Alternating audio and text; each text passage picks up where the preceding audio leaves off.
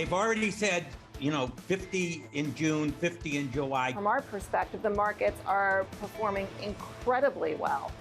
There's a ton of liquidity in the market. It's possible we go into recession, obviously. Probably 50-50 odds now, but that's okay. Even though there might be an initial sell-off on 100 basis points, I think there'd be a subsequent rally because the Fed is finally getting hold of the narrative. This is Bloomberg Surveillance, early edition with Francine Lacqua.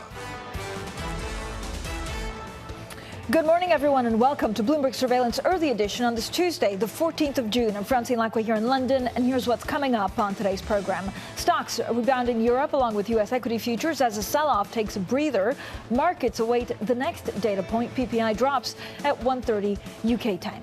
The 100 basis point question. Now markets start pricing in even more dramatic hikes by the Fed.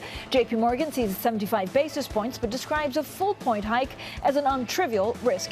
And dip buyers rush back into crypto. Bitcoin pairs a plunge of 10%, but still trades lower than at any point since December 2020. So let's get straight to the markets. Yesterday's market moves were so extreme that for some traders, it actually evoked memories of the Lehman Brothers blow-up. Now, first, Asian stocks market sold off, but that negativity really rolled on around the world, sending the S&P 500 into a bear market and wiping $1.3 trillion off equities. Now, other risk assets sold off, with cryptocurrencies, for example, plummeting so violently that a popular lending platform froze withdrawals to prevent a very modern kind of bank run. Meanwhile, the dollar index roared to the highest level in almost 2 decades. Now, short-dated U.S. yields jumped by so much that the 2-10 spreads, of course, the curve inverted for the second time this year. The last time yields moved so fast in 2 days was back in 2008. And here's how some of the guests on Bloomberg TV reacted to that sell-off. This week is fraught with peril. Inflation is really the Achilles heel of risk markets. Markets are reacting the way they are because they believe the Fed is going to be forced to get more aggressive than they had expected. I certainly don't think that a 75 basis point hike is out of the question. Even though there might be an initial sell-off on 100 basis points, I think there'd be a subsequent rally because the Fed is finally getting hold of the narrative, which it certainly has lost over the last year. This is a time to be selective, but I wouldn't sit on my hands. There are opportunities in areas where one can position. Pockets of stocks that have been proven. Europe looks good to us. China looks good to us. The credit space in the U.S. looks good to us. Equities in general, specifically in the U.S., I'm still pretty cautious here. It doesn't have to be all about the U.S. because I still think we've got some wood to chop with respect to the macro and policy outlook. Well, joining us now to break down the action is our EMEA equities editor, Xenia Gallucci. Xenia, yesterday was really a crazy day. What are markets now pricing in?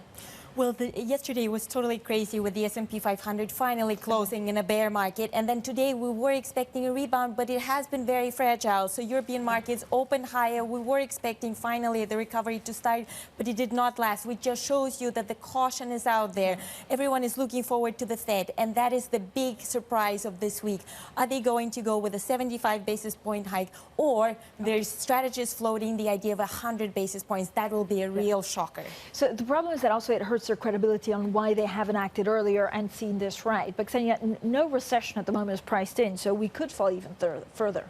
That's right. Yeah, earnings have held up pretty well. I was looking at the Citi Earnings Revisions Index just this morning, and it's showing rising earnings expectations in Europe and a slight drop in the U.S. and global profit expectations. So analysts have yet to catch up with this doom and gloom in the market. We have the Bank of America monthly fund manager survey out today, and it's showing that actually among fund managers and investors, the global profit expectations are at a 2008 low, and that is pretty significant. So there's this discrepancy between analysts and investors out there. Xenia, overall, I guess commodities kind of held up okay, which points to possibly no recession. But then we have this huge fragmentation debate, and Italian yields really moving. Absolutely. And commodities are actually a very interesting story because yesterday they were truly a haven out there. And commodities are moving on very different factors. It's not the Fed that's moving them. It's obviously the war in Ukraine. It's the supply crunch issues, right, around Russia. So it's a very different story. Actually, what's interesting in the Bank of America Fund Manager Survey on commodities today is that it's one of the longest positions among investor portfolios. So investors are very bullish commodities at the moment and mining and energy stocks. So they remain positioned in that department. Xenia, thanks so much. Our EMEA equities editor there, Xenia Gallucci, with the very latest on the markets. Now, in the midst of the market action, traders also boosted bets of a more aggressive path for Fed rate hikes. A 75 basis point increase this week is now being priced in by markets with a terminal rate of 4% by May 2023. Now, economists at major Wall Street firms were quick to change their calls. Goldman Sachs and Nomura both shifted on Monday to forecast 75 basis point hikes this week and at the Fed's meeting in late July. Well, JP Morgan also went to 75 basis points at this week's meeting, joining Barclays and Jefferies, who modified their calls Friday to the biggest increase. But even 75 basis points isn't large enough for some, with mounting talk of an even bigger rate increase. They've already said, 50 in June, 50 in July. Given how bad the announcement was Friday, I think what Chairman Powell can do is bring that 50 forward. Even though there might be an initial sell-off on 100 basis points, I think there'd be a subsequent rally because the Fed is finally getting hold of the narrative, which it certainly has lost over the last year.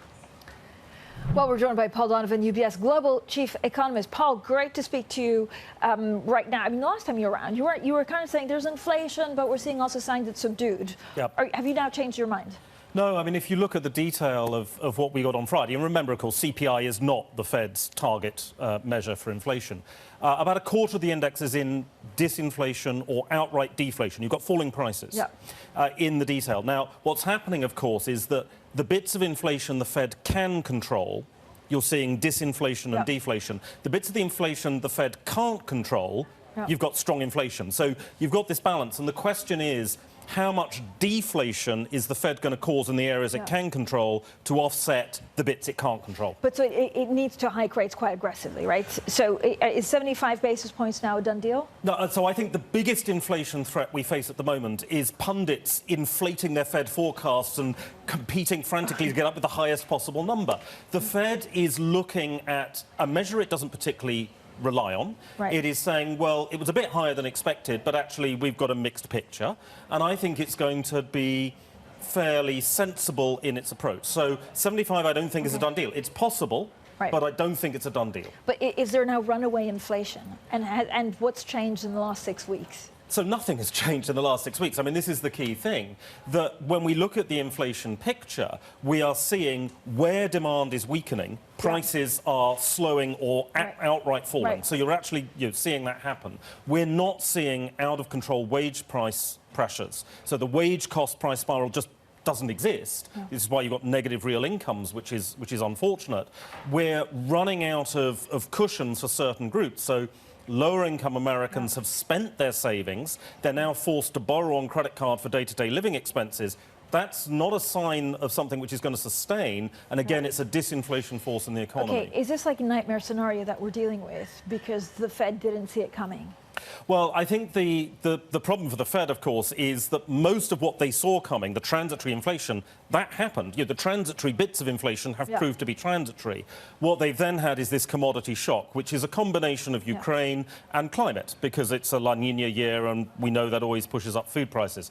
So that's created a real problem for them, which was, frankly, impossible to forecast. Was it, though? Well, I mean, the La Nina effect is always difficult to how big an effect you have in terms of pricing. Once you've had the war in Ukraine, the problem there was not so much the oil price, of course, but the refinery capacity and the refined oil price, and that's been quite difficult to get a handle on. We've also got a lot of complications in terms of shifting demand patterns. So consumers aren't behaving the way they normally do. We've seen more dramatic cuts in driving, but people being a lot more resilient about, no, we absolutely are going on holiday regardless of airfares. I know. All I know, Bo, is that like 5 people actually asked me whether their mortgage rate will go up, and these are people in good jobs because they're worried because they're over-leveraged. And inflation is also going, their energy costs of living are going up. So, I mean, there are constraints coming through. And so certainly, absolutely, in countries like the UK, where rates are sort of semi-variable, that is a concern for people. If you've got a variable rate mortgage, the cost of mortgage is going up. In the US, of course, the overwhelming majority are on fixed-rate mortgages. And this is, of course, one of the quirks that, according to CPI, the cost of owning a home has been rising, when, of course, it's collapsed in the last 2 years. And so that does give a sort of a bulwark against a recession risk.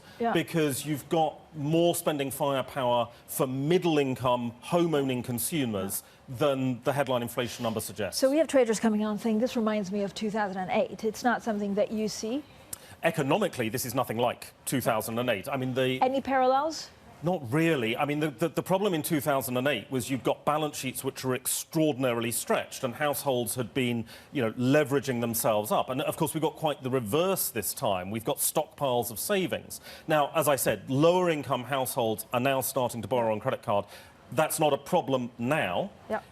The trend could be problematic, and that might start to echo 2008 parallels. But again, for the higher-income households, the top 50% of households in the States, they've got a stockpile of cash, they've got more savings than they've ever had before, and they are, to a certain extent, sort of insured against some of the problems we saw 15, 16 years ago. So where do you see the Fed interest rate actually going in the U.S.? Does it, go much higher, maybe 5%, and then come down as they start cutting in 2024? So, no, I think 5% is too far, because we've got a situation where either we're going to have very high inflation, in which case 5% isn't going to do it, or more likely, we're going to get an abrupt drop in inflation coming through. Because, I mean, if you look at what's happening with wages and so forth, the inflation is not being driven by labour costs, it's being driven by profit margins. You cannot continue this indefinitely.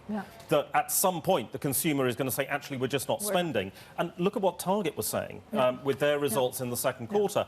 They're basically saying consumers are cutting back, we've got excess inventory, and we are now going to have to go on a price discounting splurge to try and get rid of this excess inventory. That, on an economy-wide scale, is, I think, the more likely scenario, and that stops the 5% number. All right, Paul, thank you so much. We'll talk also about the UK next. Paul Donovan, UBS Global Chief Economist, stays with us. Now, coming up, 50-50, Morgan Stanley's James Gorman says there's an even chance of a recession in the US. More on markets and the economy next. This is Bloomberg.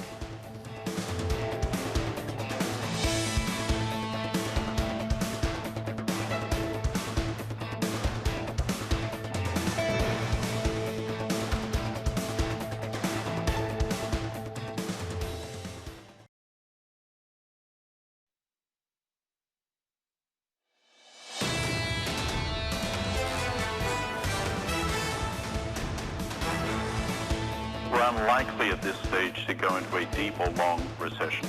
It's possible we go into a recession, obviously. Probably 50-50 odds now. But that's okay. Well, that was the Morgan Stanley Chief Executive Officer, James Gorman, saying he sees a 50% risk of a U.S. recession. Still with us is Paul Donovan, UBS Global Chief Economist. Paul, what are the chances of a U.S. recession right now?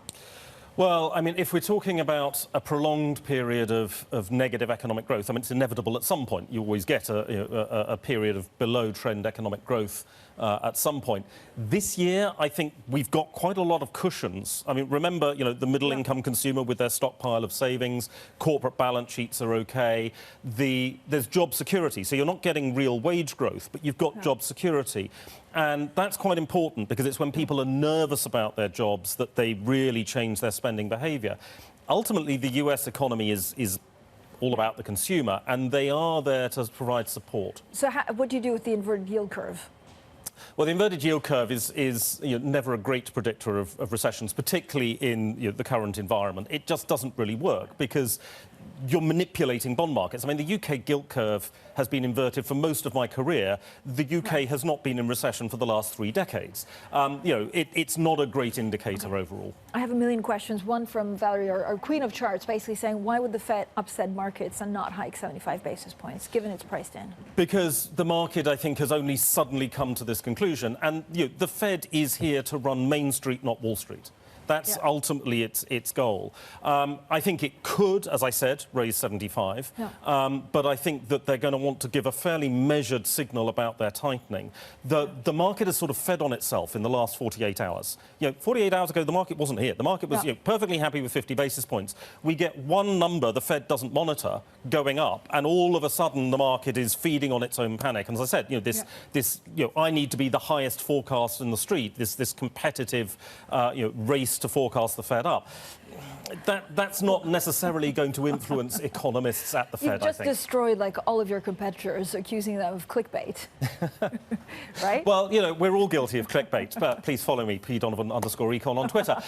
But I think that there is a sense of panic here where the Fed is taking a step back and looking at things a little bit more rationally because it is dealing with Main Street. It's going to be looking at what we've had from the Beige Book. And, of course, a lot of members of the Fed are going to have gone into this meeting, you know, with their minds pretty much made up on the basis of the evidence of the last month, not the evidence of the last 48 hours. OK, I have two quick questions. First of all, Italian yields. Will the ECB have to come up with a plan to convince the markets that you know, they won't allow fragmentation? I think they do need to come up with a plan to avoid give them some time. As always, the ECB is late. I mean, they're never on time with anything. Everything in Europe is always done at 5 minutes to midnight, or actually generally 5 minutes after midnight. I mean, it's always very, very last minute. But yes, obviously, they need to you know, reiterate the integrity of the euro, etc. But I mean, do remember, the Italian government has an awful lot of experience at selling debt. So I wouldn't necessarily panic about Italian yields at this stage. Yeah, I keep on hearing that from Rome. You know, it's the Draghi effect. Very quickly on Brexit, and of course, these UK real wages posting their biggest drop in 2 decades.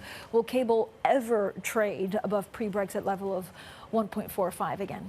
Absolutely, it will at some point, obviously. At the moment, you know, the UK is in a different cyclical position to other countries. We've got the biggest tax grab in almost 70 years from the Johnson government. That's having a depressing effect on the economy.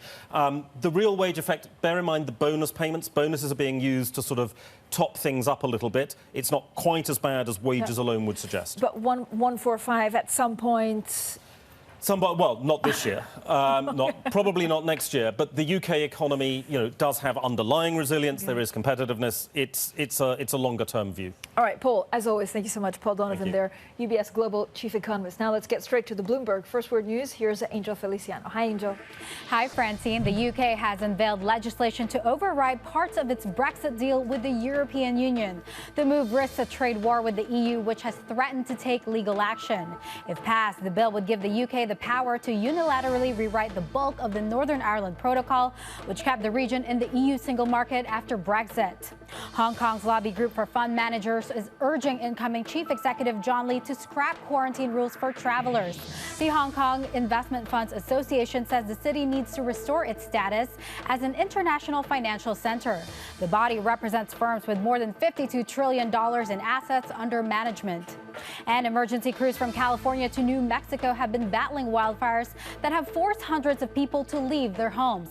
The fires, such as this one in Arizona, have been driven by high winds that have grounded aircraft that would have been used to fight the blazes. The number of square miles burned so far this year is more than double the 10-year U.S. national average.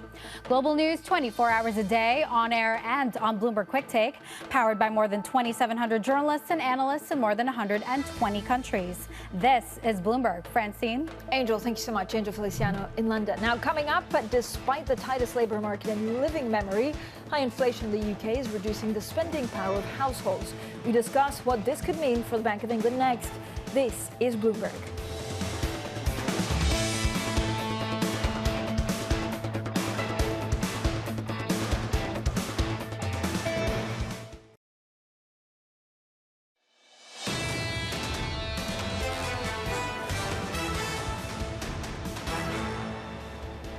Economics, finance, politics. This is Bloomberg Surveillance Early Edition. I'm Francine Lacqua here in London. Now, the UK cost of living squeeze is intensifying, with the spending power of households falling by the most in at least 21 years. Now, this backdrop, of course, created a major challenge for the BOE as they tried to curb inflation without pushing the economy into a recession. Now, for more on this, we're joined by Bloomberg's EMEA economics and government correspondent, Lizzie Burden. Lizzie, so what does this exactly mean for the Bank of England? This is like a tough environment for households, but it's also a tough environment for companies that have to pay wages more. Exactly. So you've got something for the hawks and the doves in this data, because on the one hand, it underscores the pain of the cost of living crisis because inflation is swallowing up real wage growth.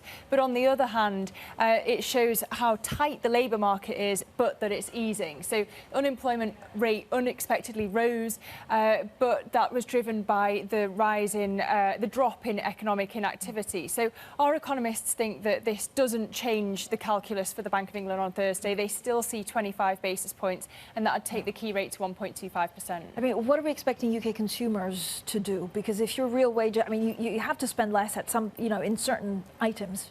Yeah, well, you've got low consumer confidence in the UK, but interestingly, in the GDP figures yesterday, you didn't see that translating into a hit to demand because you still saw people going out shopping, and so that hasn't happened yet, but it's not to say that it won't happen down the line. All right, Lizzie, thanks so much. Lizzie Burden there with the very latest on the UK data. Now, stocks in Europe are pretty much steady. If you look at US futures, also steady, certainly more stable than they were yesterday, where we had this crazy volatile day.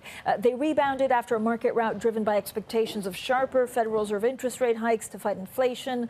I'm looking, for example, at the Stocks Europe 600. Now, they're now unchanged, so they did pair an earlier gain to hover at around a one-year low. Banks outperformed HSBC, for example, climbing some 3% amid speculation that may spin off its Asian unit. And then the one thing we need to watch out for is also Italian yields. The 10-year above 4%. When does the ECB, if the ECB steps in to show the markets what tools it has to deal with fragmentation? Coming up later this morning, we'll speak exclusively to the Hong Kong Chief Executive, Kailey Leinz. That's an interview you don't want to miss. This is Bloomberg.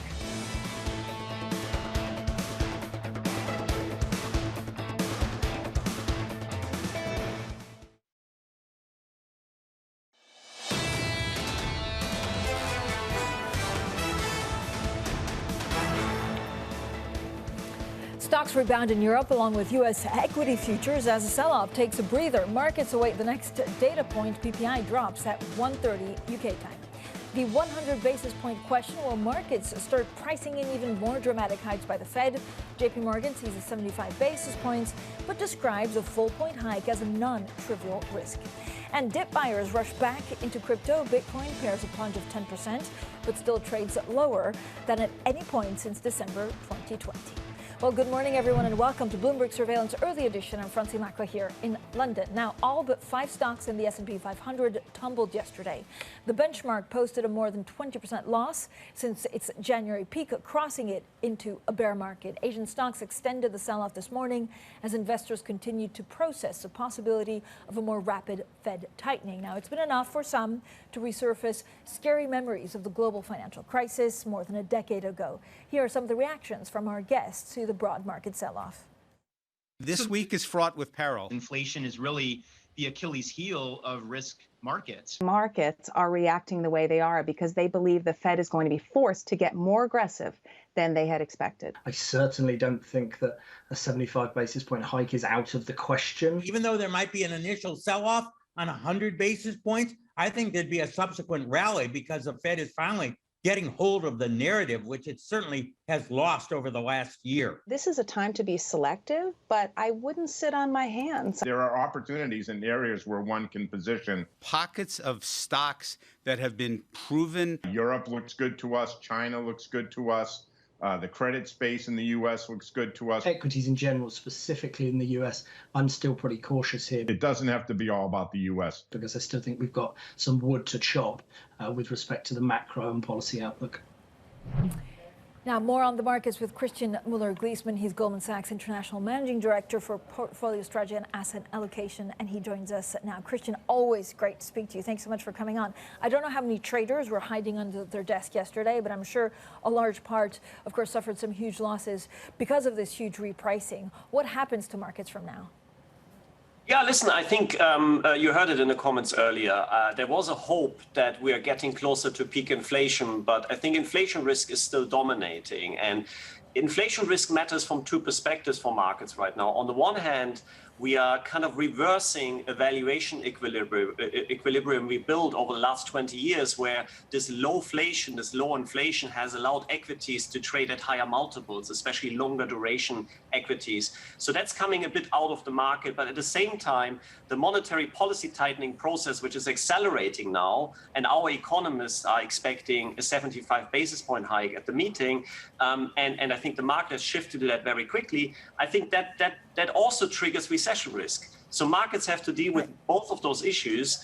And that also means that multi-asset portfolios like 60-40, these type of balanced portfolios, they're kind of feeling it on both sides, no? And you have like big drawdowns.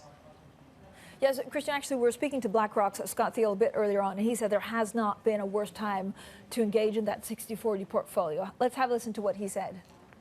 It's also the worst year for a 60-40 or 50-50 portfolio of all, in the last 30 years. And so that obviously is going to move people into a more defensive position. So do you agree with that, Christian? Well, you know it. I mean, we've written a research note called The Balanced Bear end of last year, where we kind of made exactly that point, that these portfolios are carrying much more risk when there is inflation. Bonds cannot buffer equities, and there are these negative feedback loops from bonds to equities, where I always say, like, in the last 20 years, it was primarily growth volatility that drove rates volatility, whereas this reaction chain is now reversed. Now rates volatility is driving growth volatility. So to fix that problem, what we've been advocating is that you focus on more short duration assets, both within asset classes, but also across assets. And you focus more on real asset allocations like infrastructure, commodities, real estate, gold, and anything that kind of can protect you from this high inflation. Christian, how would you describe yesterday? I know there was this market rout. We've been speaking to traders all day, and they were saying, some parts of the market, certainly the bond rout, what we saw, for example, in crypto going haywire, in terms of market function, held up, but a lot of the moves reminded them of what happened in 2008.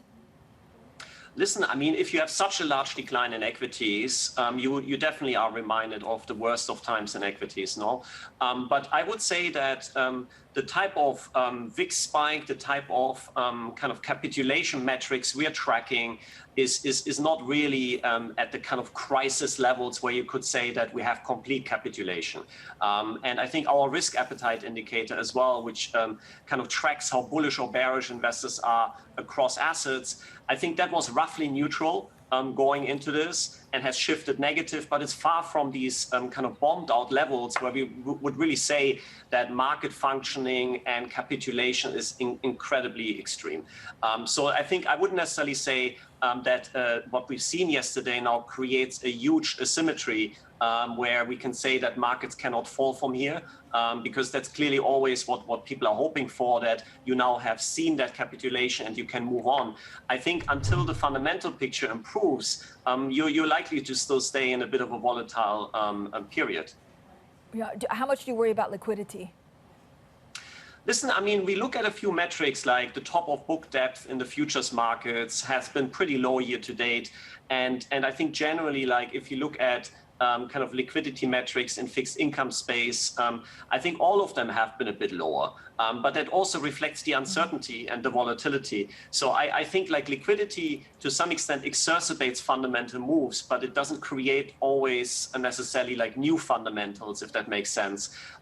So my sense is, yes, the liquidity might exacerbate moves right now, but I think it's not that unusual to see lower liquidity if you have so much uncertainty currently. I mean, you have to consider rates volatility in the swaptions market is priced to all-time highs in the front end nearly.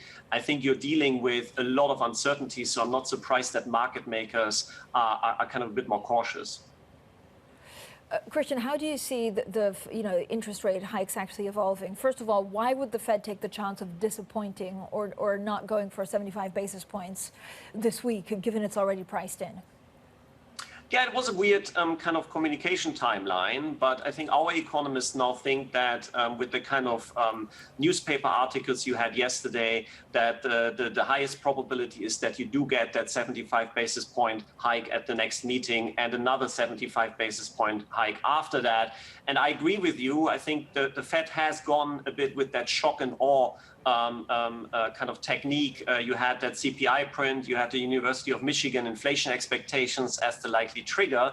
So I think, obviously the market reaction has been aggressive. And the question now is if that changes the Fed's outlook for kind of the effectiveness of what they're trying or what they have to do. But at the margin, you could argue that it's not been that extreme in terms of like the broader picture, the tightening of financial conditions. All right, Christian, thanks so much. Christian Muller-Gleesman, Goldman Sachs International Managing Director for Portfolio Strategy and Asset Allocation, stays with us. We'll talk about European bonds. We'll also talk about currencies around the world. Coming up, the Bank of Japan has accelerated its planned bond purchase operations and included longer maturities where yields are steepening amid a global debt round. We have more on that story next, and this is Bloomberg.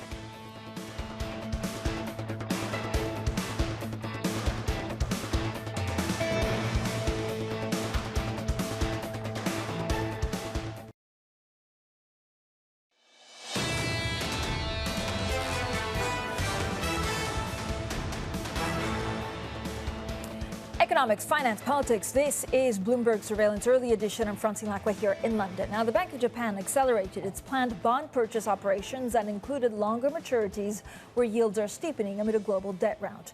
The central bank bought 2.2 trillion yen worth of government notes through its fixed rate operation. Now, for more on all of this, we're joined by Bloomberg's senior Asia economy reporter, Michelle Jamrisco. Michelle, thank you for joining us. So, first of all, what makes the BOJ's decision so complicated? Well, Francine, Japan is one of the countries that we've been looking at as one of the big ones alongside China that's just going against the grain right now. It's increasingly complicated in terms of their central bank decision. Of course, as you mentioned, they announced this afternoon the scheduled operation they boosted on 5 to 10-year debt purchases, as well as that unscheduled operation on longer-term maturities. What we're seeing now is investors, perhaps seeing this as a modicum of stability in an already wild week, but something that's increasingly seen as untenable, especially in the longer end. I mean, what we're seeing here in a world where, the Fed is poised to perhaps surprise the hawkish side, it's only going to put Japan further out in the cold. But it's increasingly complicated. I mean, we look at the history here, of course, of decades-long deflation, secular deflation. Of course, the BOJ is going to want to see a little bit of inflation here and there, but increasingly untenable path with the way the consumers and businesses are responding right now. They can't all be the perspective that your neighbors have right now in terms of having seen the worst inflation behind us. Yeah, it's pretty incredible. I know it keeps you busy. The BOJ holding, of course, it's a widening policy gap that's eroding yen. Michelle, thank you. Michelle Jamrisco there joining us from Japan. Now, still with us is Christian Muller-Gleesman, Goldman Sachs International Managing Director for Portfolio Strategy and Asset Allocation. Christian, the currencies at the moment are extremely volatile. So is it like catching a falling knife? Well, I mean, we know the only currency that has really decoupled as a bit of a safe haven and has essentially a central bank behind it that is fighting inflation in a somewhat credible way has been the dollar. And I think we have to acknowledge the type of increase in real yields yesterday in the US has been remarkable. I mean, the TIPS yield has kind of moved now to 60, 70 basis points. I think on a global basis, there's no other kind of longer dated bond that offers you that type of real yield, at least in developed markets. So it feels to me that the dollar has been the key safe haven, and it's very tough for any other FX to stabilize against that right now. Christian, where do you see the market, how do you see the market pricing in the risk of a recession? So is it something that they're completely discounting when it comes to U.S. markets right now?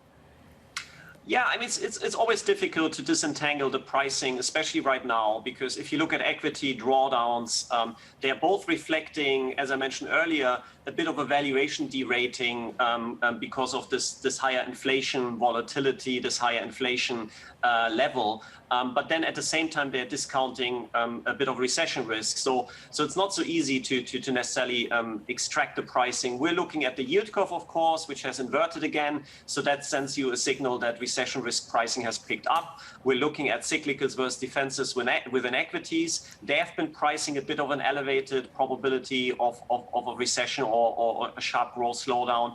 And of course, what we are starting to see is that credit and the VIX as metrics have started to kind of discount higher recession risk again. So I think we're moving closer again to the recession scare, which we've had a few weeks ago in terms of the pricing. I don't think we're past that yet in the sense that markets are pricing more recession risk than a few weeks ago, but we're getting there. I think markets are definitely getting more nervous maybe than when we were last having a recession scare.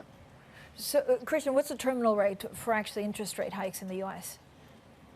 Listen, I think our economists have been at 3.5, and I think with that they are now below or where market pricing is shifting to, which is closer to 4. And they've been writing that yesterday as well. They feel like now we're getting to a point where market pricing is actually moving beyond what is needed to slow down the economy. So to your point, I think you should probably be worried a bit more about recession risk compared to a month or so ago. I think at least our economists would be based on that statement. What do you do with some of the periphery bonds? So we saw, a pretty big move. I guess you call it a big test when it comes to Italian BTPs trying to, I guess the market wants to know the ECB's resolve in dealing with fragmentation. That's right. I think like the big difference you kind of have right now is that the ECB has already said that they're planning to introduce a sovereign backstop to deal with fragmentation risks, but we don't have the details. And without the details, the market needs to price some type of probability of something with that backstop going wrong, the backstop having some conditionality, having something attached to it that might not be as market friendly. So I think that means that the volatility of BTP spreads is likely to remain a bit higher until we have those details. Having said that, one has to say, compared to previous stress episodes in euro area sovereigns, it's pretty limited, the stress. And you also have to look at the spillovers. If you look at banks, I think, of course, in aggregate, they've done very poorly, and there's a bigger concern on banks, loan loss provisions, etc., with regards to recession risk as well, not just sovereign risk. But what's really interesting is Italian banks, for example, have not necessarily underperformed euro area banks a lot. So it doesn't seem to be only related to Italy and sovereign risk that you've seen that sell-off in banks. So, Christian, is there anything that you would buy either in the equity space or elsewhere in Europe right now? Yeah, I mean, to me, as I said earlier, in the asset allocation, we're currently overweight commodities, overweight cash, and in the kind of risky asset space, we would really focus on real assets and shorter duration assets. I think in Europe, that means to me a big opportunity in infrastructure. I think there's a lot of interesting infrastructure equity that have proven to be quite defensive year to date in what we're dealing with. Because if you think about it, a real asset doesn't necessarily have to derate on the valuation if you have higher inflation risk, because the cash flows are real. So the valuations are less at risk if you own an infrastructure stock. And we've seen that year to date, they're really decoupled and generally focus on these areas, high dividend yield stocks, a bit more quality, which is short duration, a bit less exposed to recession risk. That's kind of where we would look at in Europe right now. Well, Christian, as always, thank you so much for joining us. Christian Müller-Gliessman, Goldman Sachs International Managing Director for Portfolio Strategy and Asset Allocation. Now let's get straight to your Bloomberg Business Flash. Here's Angel Feliciano. Hi, Angel. Hi, Francine. 2 giant Wall Street banks are said to be withdrawing from handling trades of Russian debt. That's in response to the Biden administration's surprise announcement last week that it's banning U.S. investors from scooping up such assets. Bloomberg has learned that JP Morgan Chase and Goldman Sachs were still matching sellers who wanted out of the debts with interested buyers this month. The U.S. Treasury's Office of Foreign Assets Control has said investors in the U.S. aren't allowed to acquire them. Sources tell us a joint venture between Paramount Global and Reliance Industries has snatched online streaming rights to the Indian Premier League cricket. The result is a blow to Disney's streaming ambitions, with the sport seen as a big contributor to global growth. After a bidding war, Disney did secure broadcast rights for TV. Each deal is said to be worth up to $3 billion, according to media reports. And the biggest operator of London's commuter trains and iconic double-decker buses has accepted a £648 million takeover bid from an investor group backed by Australian rival Kinetic. Shareholders of Go Ahead will receive a total of 1,500 pence per share in cash. That represents a 24% premium to Go Ahead's closing price on Friday. A pause in withdrawals from crypto lender Celsius is sending fresh shockwaves across the digital asset market. The key player in decentralized finance halted withdrawals, swaps, and transfers after weeks of speculation over its ability to deliver yields as high as 17%. Cryptos are still reeling after the recent implosion of the Terra stablecoin. And that's your Bloomberg Business Flash. Francine? Angel, thank you so much. Angel Feliciano there in London with me. Now, coming up, digital Hive, we take a closer look at the crypto sell-off triggered by that surprise inflation reading, which hit a 40-year high. We also look at Italian yields. The biggest concern out there is, of course, this lack of clarity on how the European Central Bank will deal with rising borrowing costs. Amongst the region's riskiest debt, of course, has sent, for example, Italy's benchmark yield rising a shade above 4% for the first time since January 2014. Now it's just below that price point. This is Bloomberg.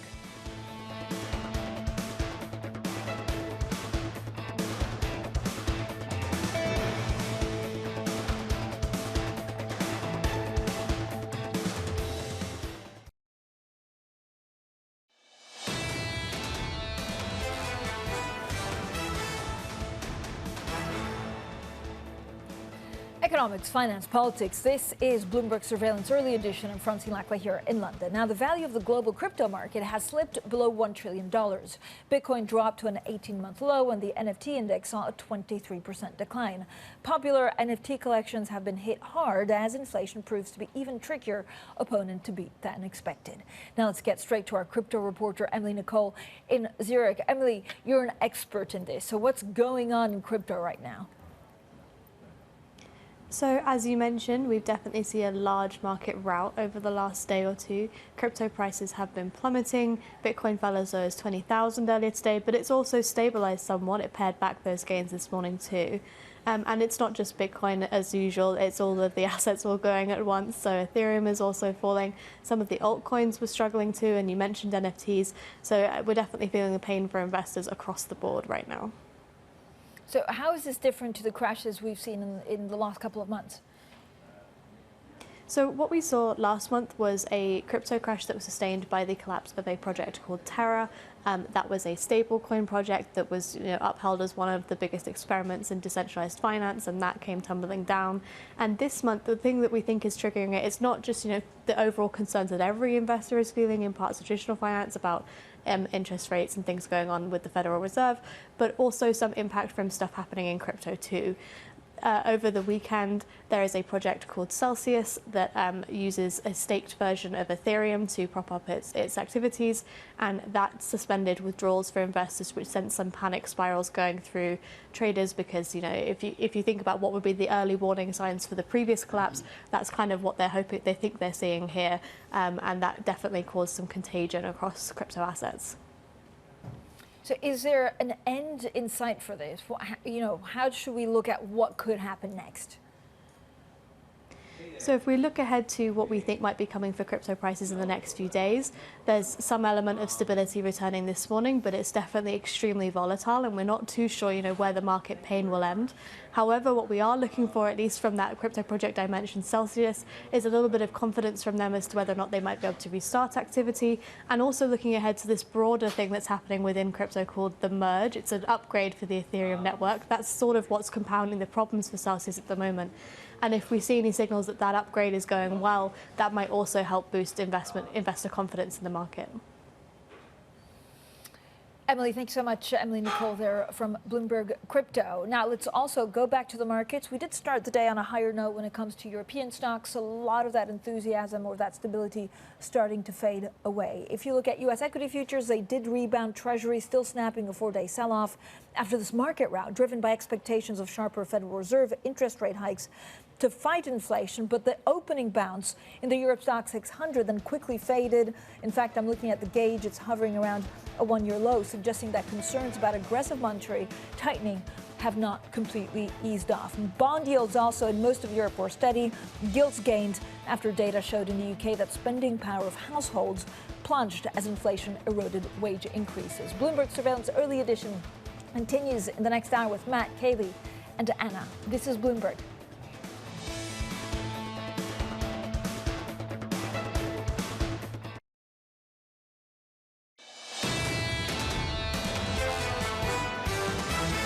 This week is fraught with peril. Despite all of these leading indicators, we have not seen the central banks blink. The Fed doesn't have much reason at this point to slow the pace of rate hikes. If they're going to do 75, it's better to do it sooner than later. We can start to sort of look for areas of the market now that have been de-risked. The markets are performing incredibly well.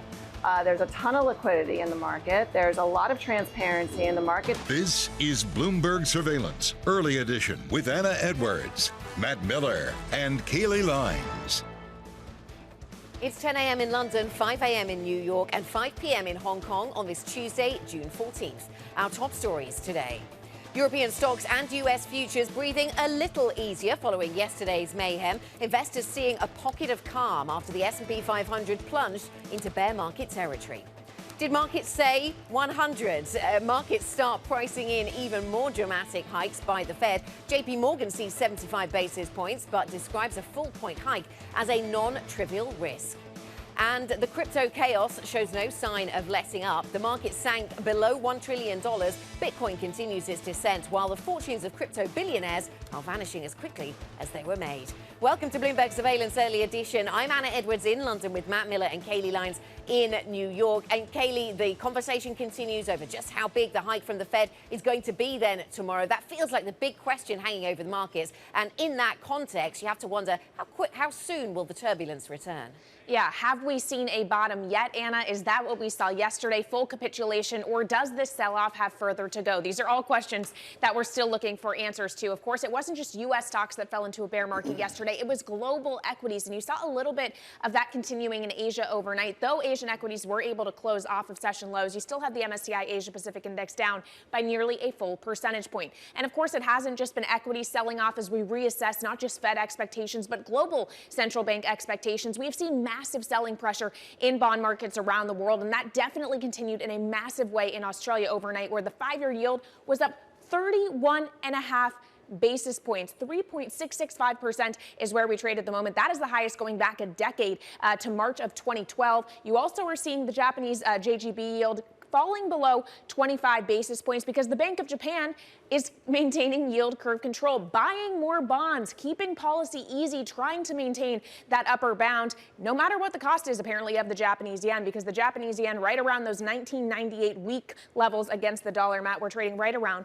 134.21. Yeah, continues to be a fascinating story out of Japan. Here in the U.S., we officially entered a bear market. Yesterday, we're down 21.3% year to date. Right now, you see futures bouncing a bit after that big move down. Really, three big 2% plus, 3% plus down days in a row. So maybe we get a little bit of a recovery today. We also look like we're going to see a little bit of a recovery. We are seeing a little bit of a recovery in yields. We were up to 337 at the highest level, and that is a record, the most since 2011. Right now, we're back down to 330, still at 2011 highs. NYMEX crude up just about 88 cents right now, 121.80 barrel. Remember yesterday we started the session off with crude down on COVID lockdown concerns out of China, and then it turned around and rose today at the end of the day, really exacerbating the market pain. Bitcoin, speaking of market pain, it dropped yesterday to 21,000. Right now it's at 22,617, but getting very close, as Eddie Vanderwalt points out, and we're going to talk to him a little bit later, to the highs that it reached during the last halving. And if it falls below those highs, it's going to be something new for Bitcoin. Okay, it's only 10 years old, but very interesting stuff, and we'll talk to Eddie about that later. Anna?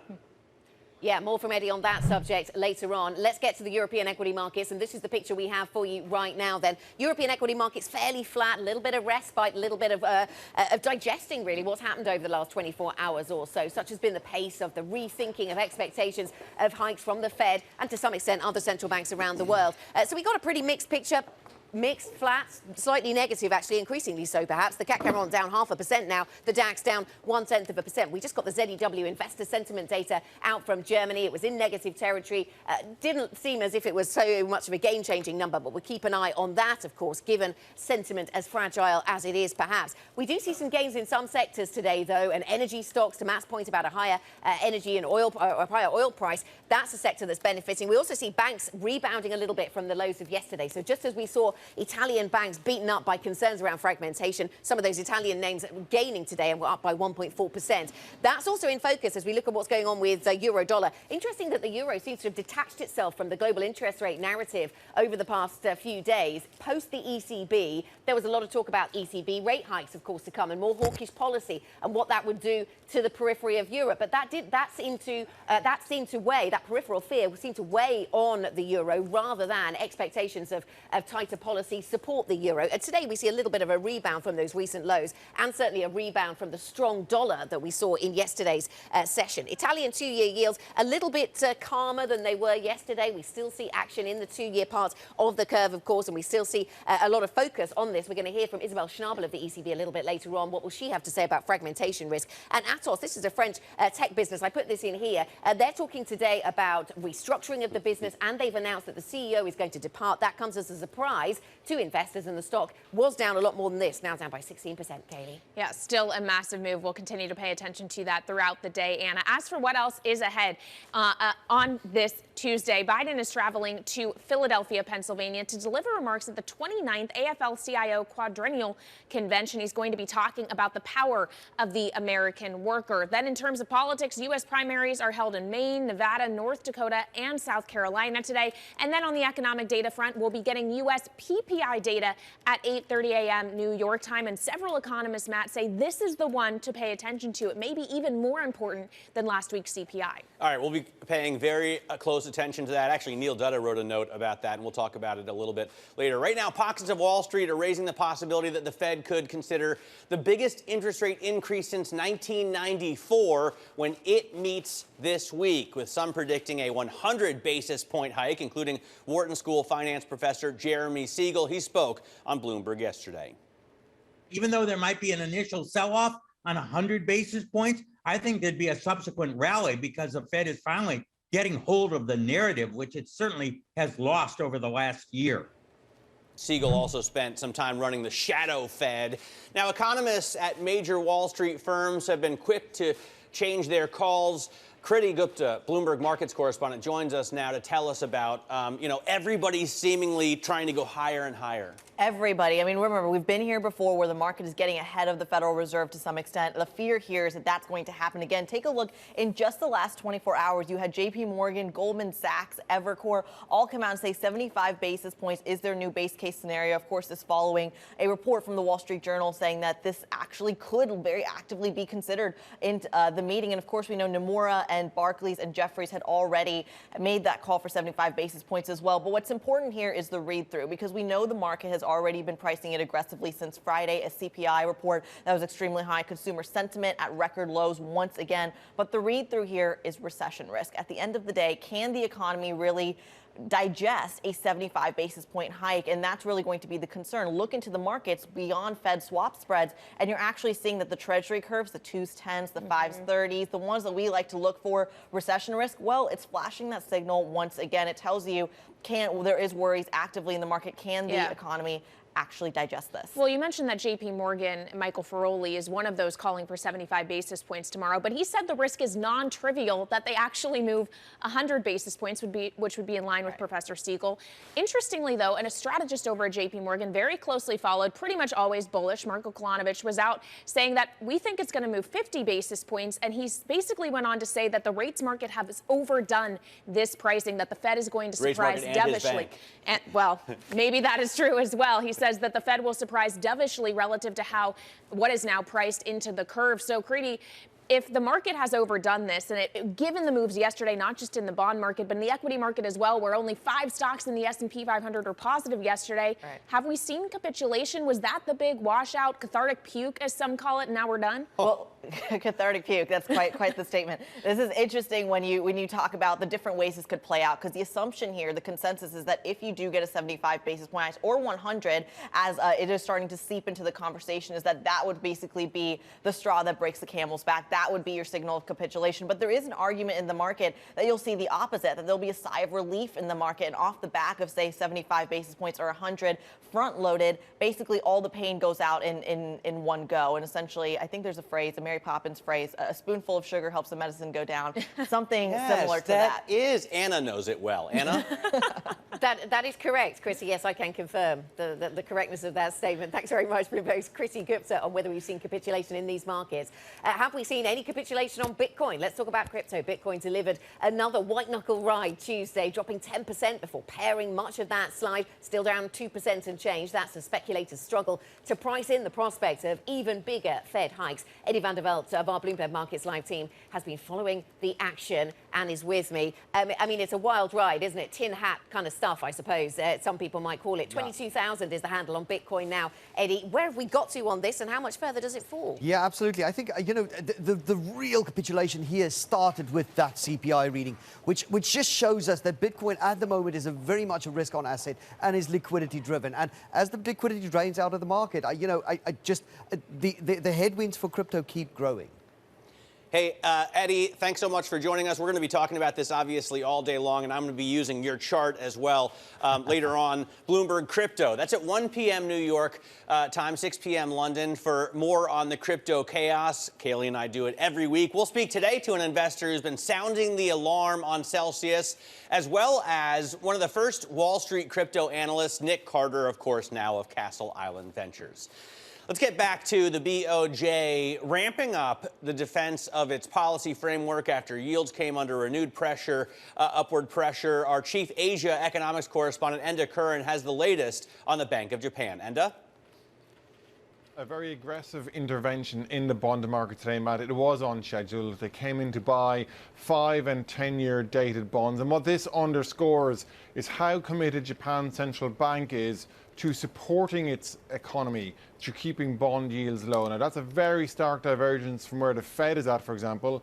And even though inflation in Japan is increasing, the authorities there are pinning much of that on the imported cost of oil rather than underground strong demand. We do have the Bank of Japan meeting this week. We might get more detail on where they will bring that policy. Some economists say they may tweak that yield curve control strategy that they have. But today, at least, they came into the bond market in a big way, signaling that, unlike its peers, the BOJ remains committed to supporting its economy. Yes, and so a lot of people in the market's asking how long that divergence between the BOJ and others can continue. How long can they continue to withstand the pressure of rising rates? Now, let's switch to what's going on in Hong Kong. And Carrie Lam, the outgoing Hong Kong chief executive, speaking with Bloomberg just a few moments ago. Let's take a listen to what she said. Despite some skepticism and cynicism about Hong Kong's future, I remain very optimistic and confident of Hong Kong's future. And one of the reasons for my confidence and optimism is Hong Kong's unique strengths under one country, two systems.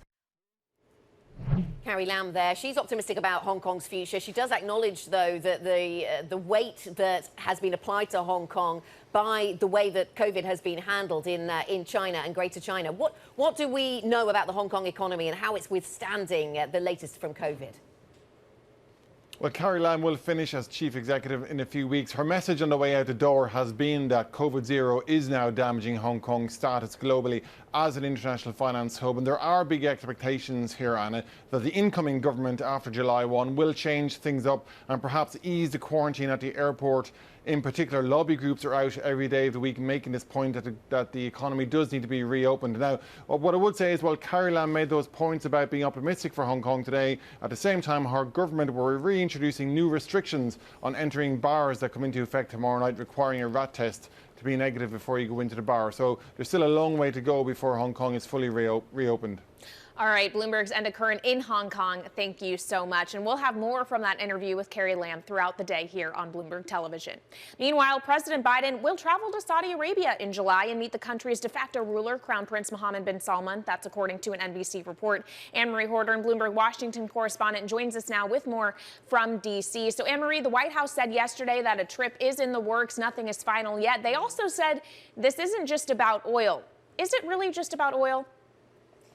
It's not. On one hand, it is in the sense that obviously the war in Ukraine, Russia's invasion of Ukraine, that has started to shift the tides in a number of capitals around the world about making sure they shore up their allies. And it changed a lot of diplomatic priorities. And that's obvious for this administration, which the president campaigned on making Saudi Arabia a pariah, now is going to be engaging not just with the kingdom, but if he's going to go to Saudi Arabia, he's obviously going to be engaging with the de facto leader, and that's the Crown Prince, Mohammed bin Salman. When it comes to the oil market, you did see a bit of an olive branch in that last OPEC Plus meeting, but I think people sometimes lose track of where we are right now in the oil market. Saudi Arabia and the UAE, yes, are the two countries that have spare capacity, but they don't have spare capacity to solve $5 a gallon gasoline. That's also only one part of the problem. When you look at the relationship, it'll likely be focused, obviously, on energy, but also strategically, regional issues, defense issues in the region, and as well as economic issues. So if the president does go there, he'll be meeting with not just Saudi officials, but also others, part of the Gulf cooperation, and there'll be a number of issues on the agenda. All right, Bloomberg's Anne-Marie Hordern in Washington for us. Thank you so much. Now let's get back to the markets and take a look at some of the stocks moving in pre-market trading here in the U.S. A big outperformer is Oracle. It reported earnings after the bell yesterday. Revenue topped estimates thanks to strength in the cloud and the database business. As a result, that stock is up nearly 13% before the bell. Another stock moving higher is Twitter. We got news overnight that Elon Musk is going to meet with Twitter employees at an all-company-wide meeting on Thursday, the first time he'll have addressed them directly since that $44 billion deal. Remember the price tag on that deal? $54.20 a share. Twitter's trading fractionally higher at $37.32 this morning. One other stock I wanted to check on is Microstrategy. This, of course, is essentially a Bitcoin proxy because Michael Saylor, the company's CEO, is a huge Bitcoin evangelist. The company holds a lot of Bitcoin on its balance sheet. There is now concern about potential margin call because of how much Bitcoin has dropped. The stock was down 25% yesterday. Due to that, it's down another 1% before the bell this morning, Anna. Yeah, the read across from crypto then continues. Coming up, Kailey, we will talk to Art Hogan, Chief Market Strategist at National Securities. I spoke to people from the MLive blog earlier, and they were saying that the Fed will do as much hiking as the market will let it get away with. How much is that? We'll ask Art for his perspective. We'll also speak to Dominique Dwor-Frecaut, somebody with experience of working at the Fed, now a macro strategist at Macro Hive. We'll get her take on how the Fed operates in this environment. Plus, breaking the bank or the law, how the post-Roe reality is playing out in Texas. Read more by typing NI Big Take into your terminal. This is Bloomberg.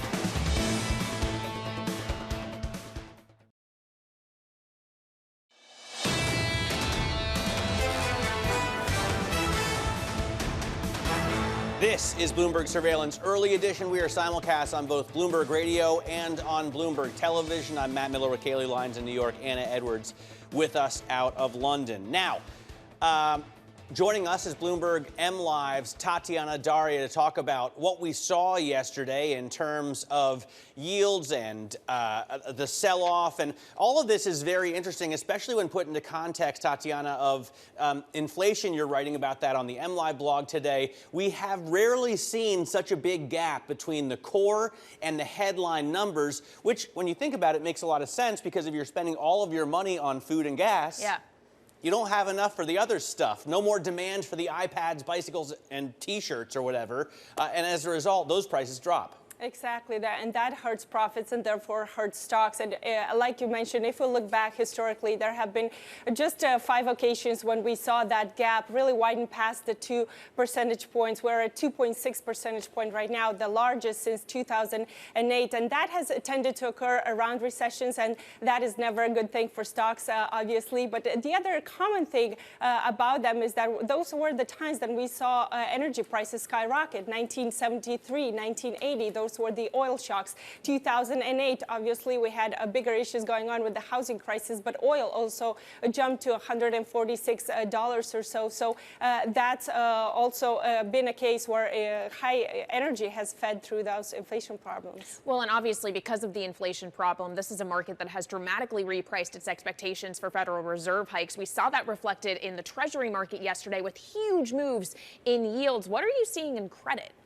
Oh, well, it's been interesting. I think we've seen credit measures jumping, credit risk measure jumping. Basically, investors are just jumping in on protection. The credit market can be a little illiquid in times like that, so investors flee to CDS because those are easier to trade. But I think this is a corner of the market that can be very vulnerable in this tightening cycle, just because there has been so much erosion in investor protection over the years. When times are good, easy monetary policy, investors just piled onto a lot of debt without asking too many questions or reading all the footnotes there. So there's, a huge pile of debt from zombie companies. These are about a fifth of the largest 3,000 companies in the U.S. Wow. And those companies are just hanging by a thread.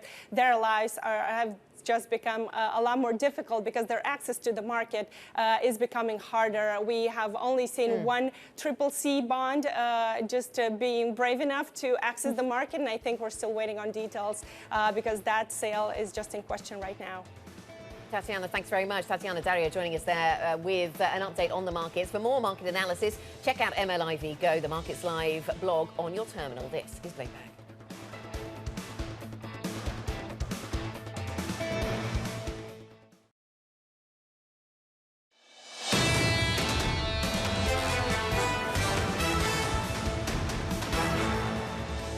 This is Bloomberg Surveillance Early Edition. Here's what you need to know.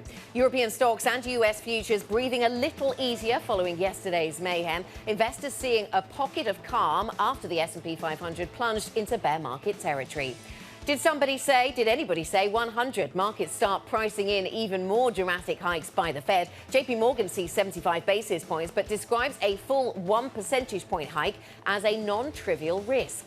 And the crypto chaos shows no sign of letting up. The market sank below $1 trillion. Bitcoin continues its descent, while the fortunes of crypto billionaires are vanishing as quickly as they were made. I'm Anna Edwards in London with Matt Miller and Kailey Leinz in New York. And Matt, an entirely non-scientific poll of a couple of guests I spoke to in the early hours here in European programming saying this isn't capitulation. It doesn't feel quite scary enough. Yes, they were big losses yesterday for risk assets, but there's a driver, and for some at least, it felt orderly. We'll certainly get into this conversation in the next half hour of programming. Yeah, absolutely. We'll be talking about that throughout, I think, the day for sure. Right now, let's take a look at what's going on in terms of futures preparing for the open. We are seeing a bit of a bounce after the big drops that we saw yesterday, the big drops that we saw on Friday.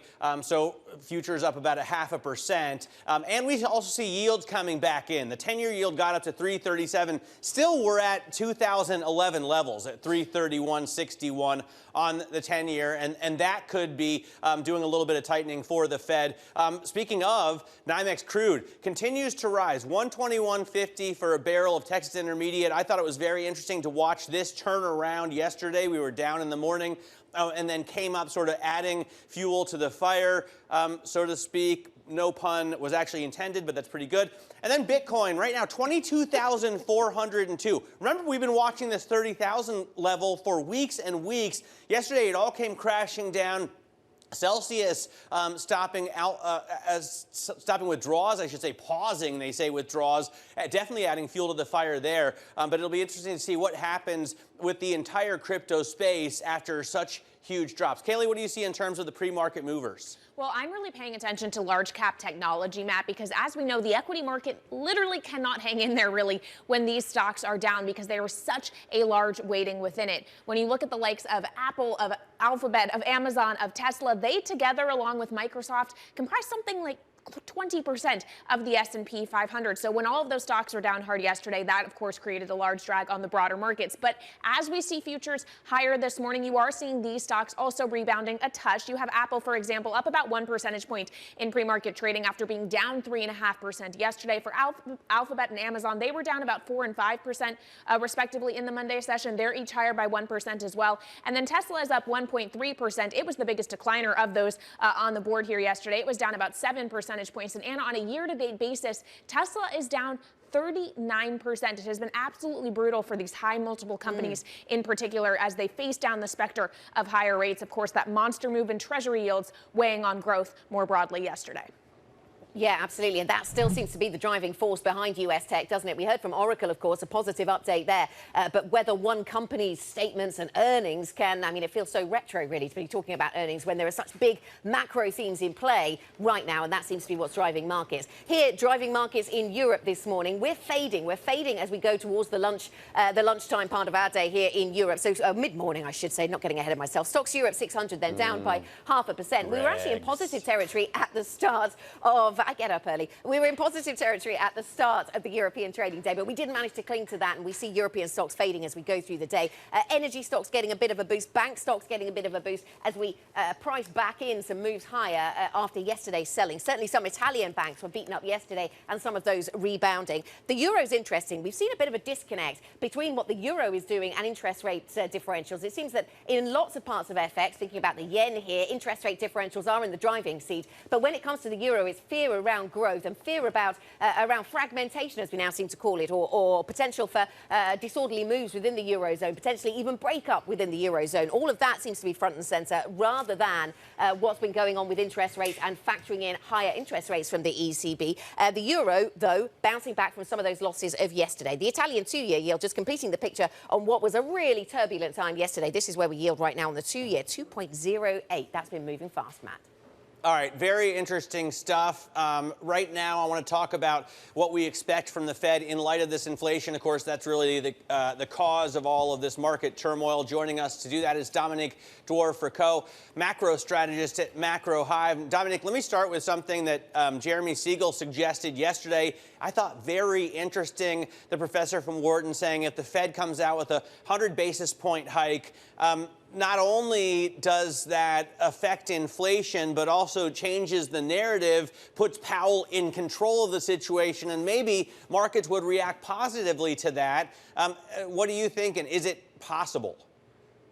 So, first of all, it's not very likely. The Fed has done what the Fed does when it wants to talk to market during the pre-meeting blackout.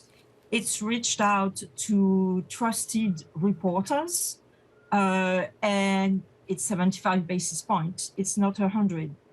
Then the other things that I think market participants have not focused enough on is that there's going to be a big change to the SCP.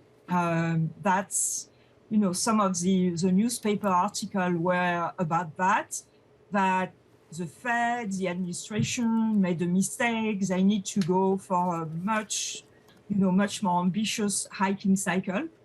And I think the SCP is going to show unemployment above the long-term unemployment level. So basically, we're going to have a SCP that tells us more or less the Fed has given up on hopes of a soft landing. And that, I think, should scare markets quite a bit. Yeah, so we will all definitely pay attention to that summary of economic projections, Dominique. So you say it's 75 that the Fed is realistically considering, because essentially that is what the market has given the Fed, to some extent, the permission to do. Do you think that the market would be happier to see a more hawkish Fed, in that it would mean that the Fed is actually going to do what it takes to get inflation under control? Powell would be more Volcker-esque, and if they're perceived as too dovish, that actually is a bad thing because it would mean inflation runs hotter for longer? So the market would love the Fed to be able to promise that it can tame inflation without a recession. So 100 basis point, 150 basis point, no problem. The market would be very happy as long as unemployment would stay below 4% and growth would remain above trend. That would be fantastic. We would get an extraordinary rally. But unfortunately, and again, looking at this Wall Street Journal article, it looks like what we are going to get is probably an increase in the long-term rates of unemployment, and in the intervening period, the unemployment rate climbing above the long-term unemployment rate. So, you know, what kind of growth figure the Fed is going to put on that, I'm not sure. Maybe they will still show growth positive, but certainly they will have to show it below trend, below 2%. So if okay, Dominique, Sorry, just to sorry to interrupt there. Just to reiterate then, so you think the Fed is going to start forecasting, expecting a long-term increase in unemployment, and therefore, I suppose, giving us a sense of how far they are prepared to let unemployment rise so that they can tackle inflation? Exactly. And you see, the Fed has a problem. It's the first time that they have to raise rates to tame inflation. I mean, in the previous two hiking cycle, it was more about normalization. There was no inflation issue. But they have to do it with SCP. So they have to tell the market what the impact of raising rates is going to be a few years down the road. And it's becoming, clearer and clearer that, first of all, we have a wage price spiral. Wages are going up due to higher prices, which makes sense with the low unemployment we have. So the only way to bring down wages and inflation is to have unemployment go above the long-term estimate.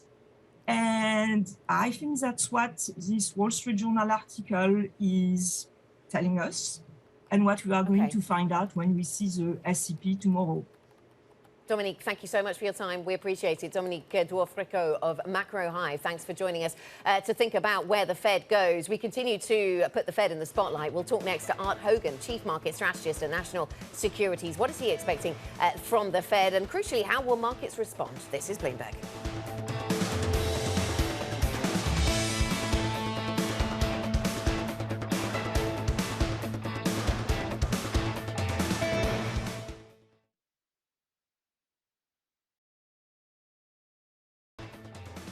This is Bloomberg Surveillance Early Edition. You're looking live at the principal room. Coming up later today, Avenue Capital Management CEO Mark Lazary.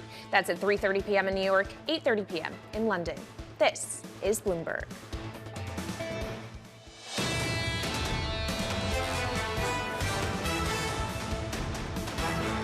This week is fraught with peril. Inflation is really the Achilles heel of risk markets. Markets are reacting the way they are because they believe the Fed is going to be forced to get more aggressive than they had expected. I certainly don't think that a 75 basis point hike is out of the question. Even though there might be an initial sell-off on 100 basis points, I think there'd be a subsequent rally because the Fed is finally getting hold of the narrative, which it certainly has lost over the last year. This is a time to be selective, but I wouldn't sit on my hands. There are opportunities in areas where one can position. Pockets of stocks that have been proven. Europe looks good to us. China looks good to us.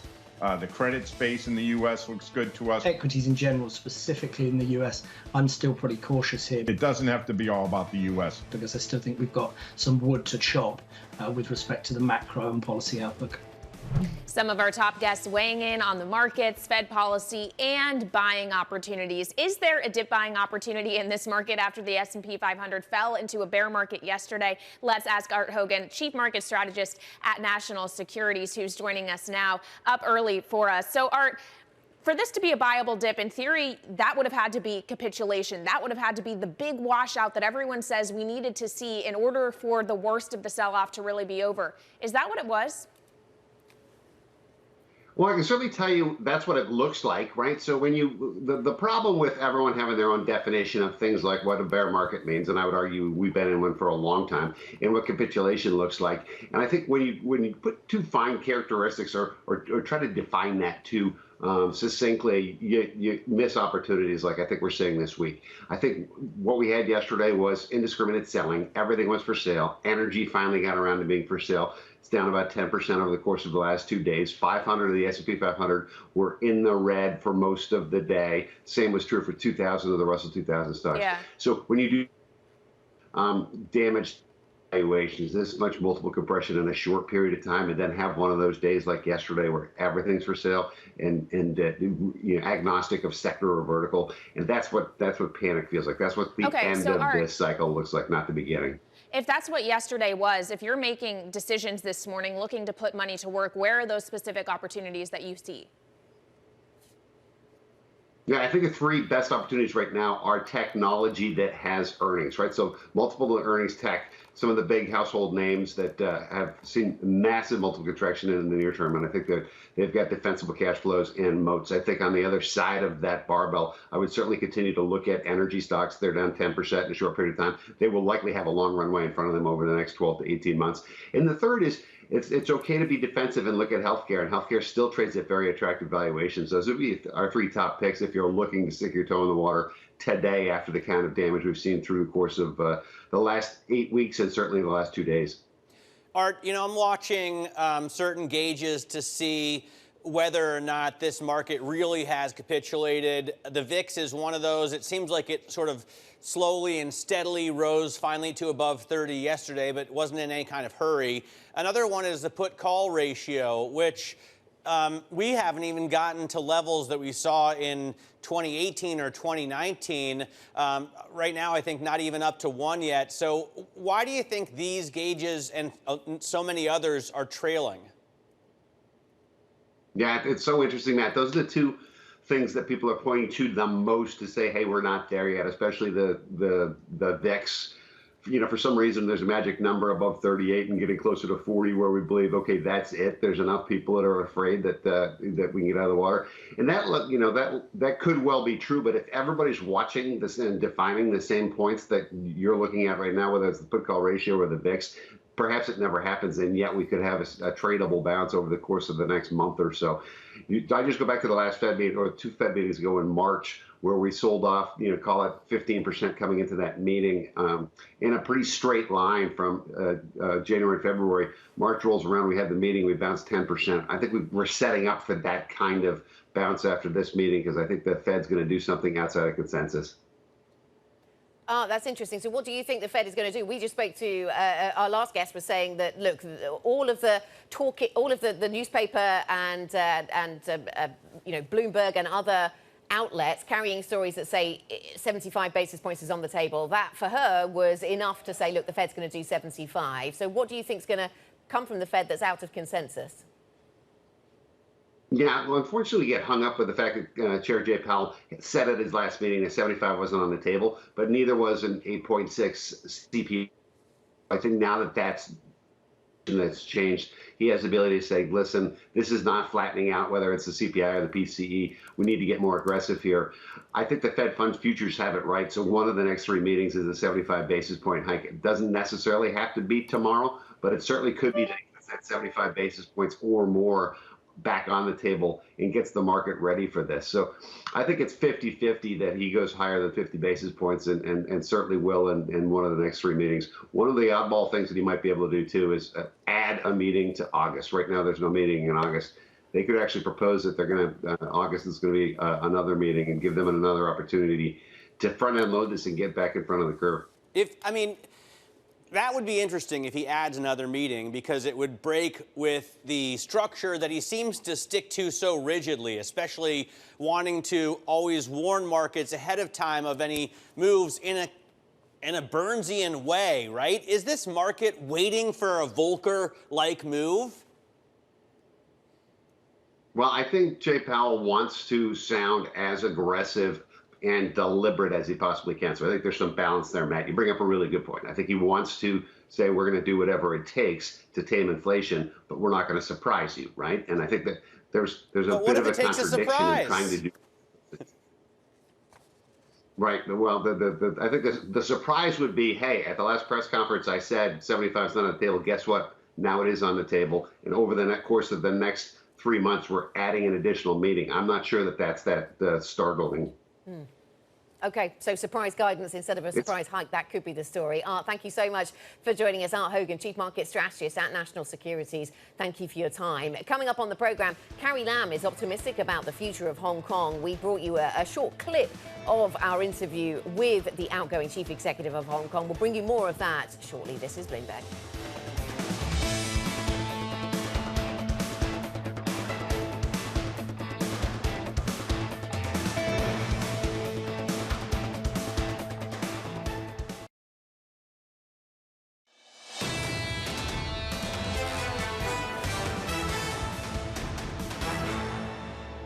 I'm a person who believes in relativity. So everything is relative. When people are opening up, and Hong Kong is still imposing a 7-day designated hotel quarantine, that to a certain extent weakens our position as an international city.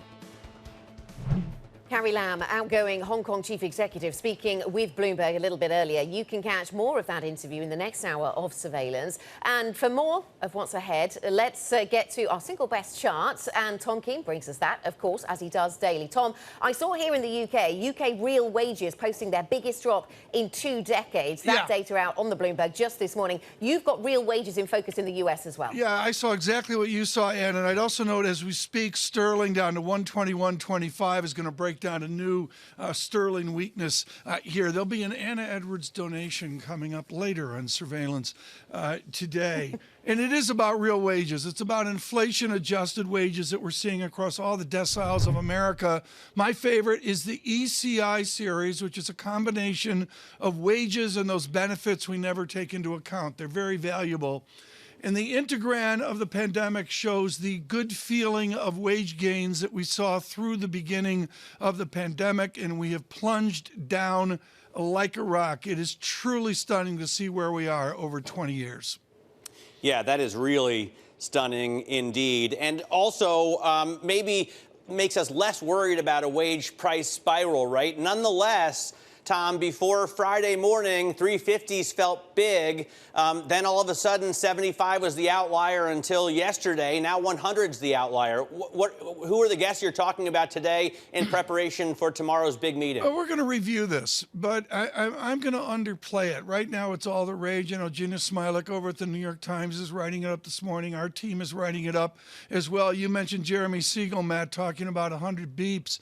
To me, it's going to be a set of people around the table at the Eccles building gauging this out. To have Carl Weinberg with us will be very good. He's got decades of perspective on a Fed that wants to maintain control. All right, very interesting stuff. Carl Weinberg as well as David Rubenstein on with Tom. A Bloomberg Surveillance up next. Of course, Lisa and John. I think Kailey in for John today. We're going to be watching a lot of data still today. The PPI, in fact, coming out. Neil Dutta writing on Friday that maybe the PPI is even more important than the CPI because there's so many components that are in the core PCE. Sorry for the alphabet soup, Anna, but basically the Fed is supposed to watch core PCE, or that's supposed to be its preferred gauge. Politically, it's very difficult to ignore headline CPI. But PPI may be important to PCE, and that could be important to the FOMC tomorrow at its meeting. Okay, you just added more alphabet soup, but I take away your point completely, even though we do, of course, experience headline inflation, a point you've made many times, if we spent, of course, according to the basket. Let me tell you what's coming up here in Europe. We're focused, Matt, on something that might interest you. Isabel Schnabel at the ECB. She's going to be doing a speech later on talking about fragmentation, the risks of fragmentation, or will she? I mean, that's what we're being told she's going to be talking about. But they don't like to talk about it perhaps too much, and this is the big question. How much detail do you give about tools to fight what's called fragmentation? And how much do you hold back until it's actually necessary? And Matt, it's called fragmentation. I think we used to call it breakup risk back in the day. Yeah, but now the idea is that it could push us the other direction. So fragmentation maybe is a better word? I don't know.